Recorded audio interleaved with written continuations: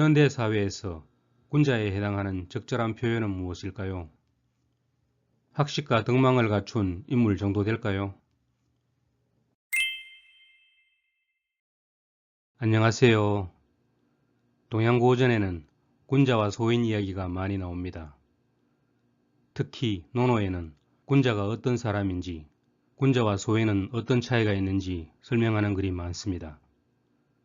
공자는 죽은 후에 성인으로 추앙받았지만 살아있을 때는 군자의 삶을 지향했고 제자들도 군자가 되기를 바랐습니다.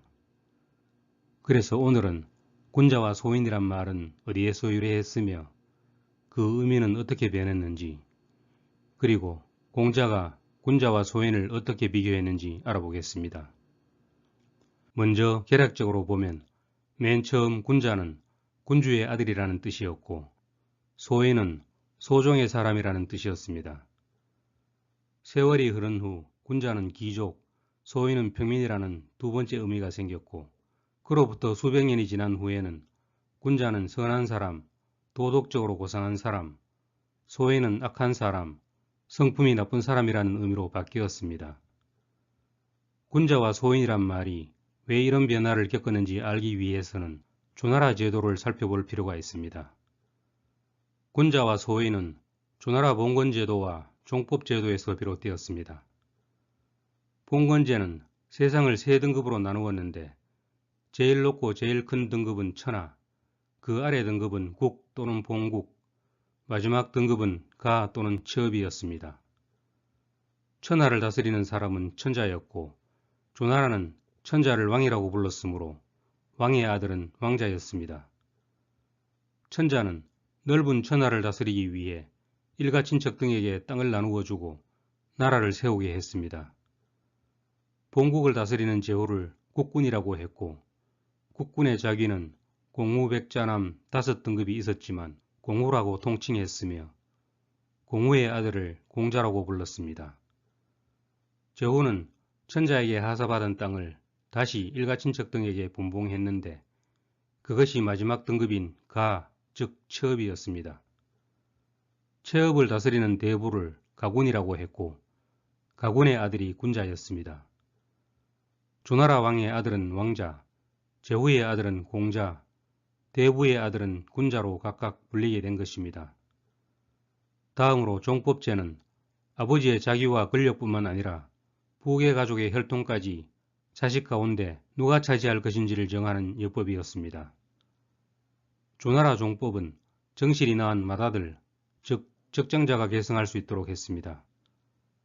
또 종법제에 따르면 천자, 제후, 대부의 차남이하 적자와 서자들도 새로운 계보를 만들 수 있었습니다.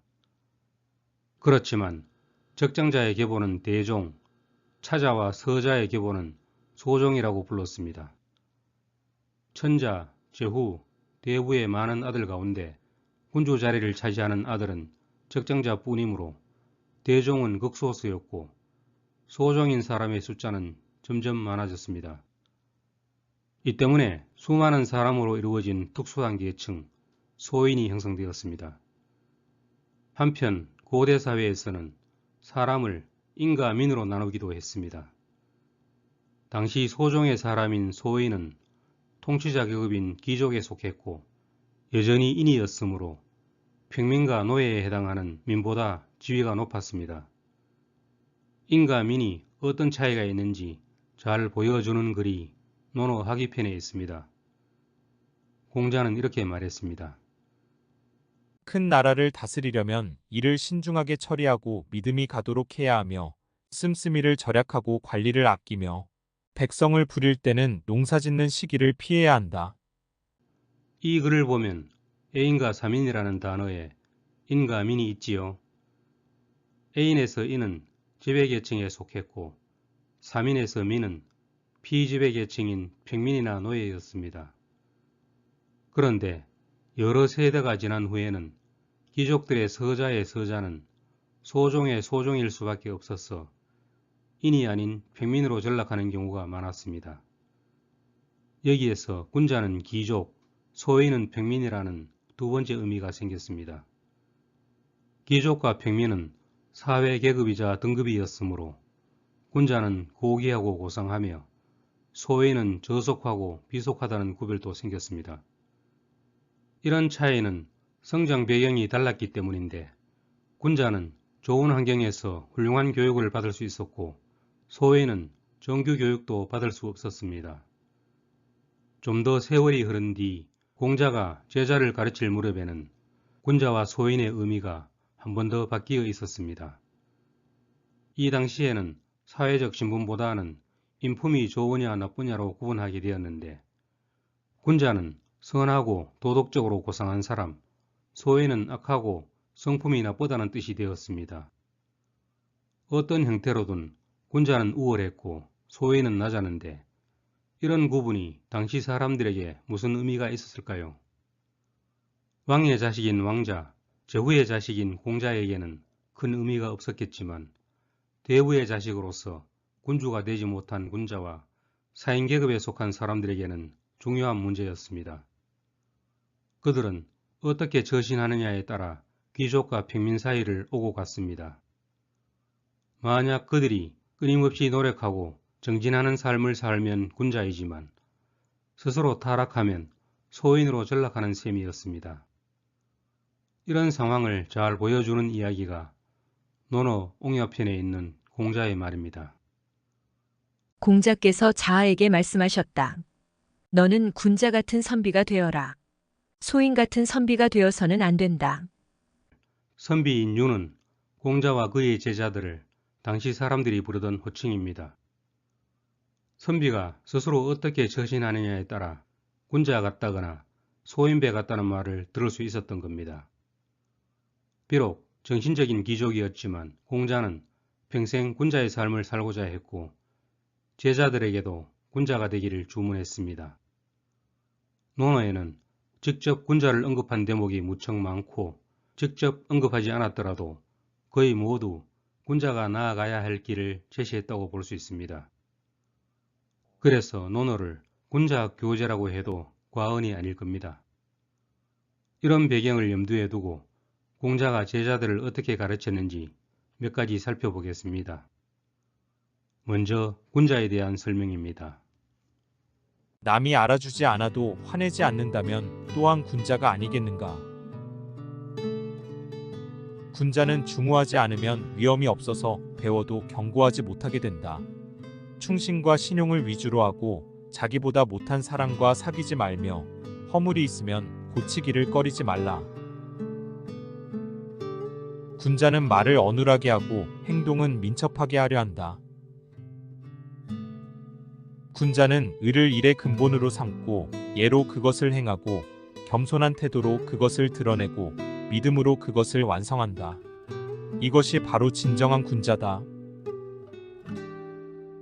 군자는 자신의 무능함을 걱정하지 다른 사람이 자신을 알아주지 않을까 걱정하지 않는다. 군자도 미워하는 것이 있다. 남의 나쁜 점을 말하는 사람을 미워하고 아랫자리에 있으면서 윗사람을 헐뜯는 사람을 미워하며 용감하지만 예의가 없는 사람을 미워하고 과감하지만 꽉 막힌 사람을 미워한다. 군자는 단순히 학식이 높거나 사회적 지위가 있는 사람이 아니라 인, 의, 예, 지, 신과 같은 도덕적 덕목을 갖추고 이를 실천하는 사람입니다. 남을 사랑하고 배려하며 정의롭게 행동하고 예절을 갖추고 끊임없이 배우고 생각하며 약속을 지키는 게 군자의 모습입니다. 현대 사회에서 군자에 해당하는 적절한 표현은 무엇일까요? 학식과 덕망을 갖춘 인물 정도 될까요? 다음은 군자와 소인을 비유한 내용입니다. 우리가 사는 시대는 공자와 그의 제자들이 살던 시대와는 많이 달라졌지만 이를 통해 어떻게 사는 것이 바람직한지 한 번쯤 생각해보는 시간이 되었으면 합니다. 군자는 단결하되 당파를 만들지 않으며 소인은 당파를 만들되 단결하지 않는다. 군자는 의리에 밝고 소인은 이익에 밝다. 군자는 평온하고 사심이 없지만 소인은 늘 마음이 촉박하고 근심이 많다. 군자는 섬기기는 쉬워도 기쁘게 하기는 어렵다. 도로서 기쁘게 하지 않으면 기뻐하지 않으며 사람을 부릴 때는 기량에 따라 부린다. 소인은 섬기기는 어려워도 기쁘게 하기는 쉽다. 도로서 기쁘게 하지 않더라도 기뻐하며 사람을 부릴 때는 완벽하게 갖출 것을 요구한다. 군자는 태어나지만 교만하지 않고 소인은 교만하지만 태어나지 못하다. 군자는 문제의 원인을 자기에게 찾고 소인은 다른 사람에게서 찾는다. 군자가 두려워하는 것이 세 가지 있다. 천명을 두려워하고 대인을 두려워하며 성인의 말씀을 두려워한다. 소인은 천명을 알지 못하기 때문에 두려워하지 않고 대인을 존중하지 않으며 성인의 말씀조차 업신여긴다.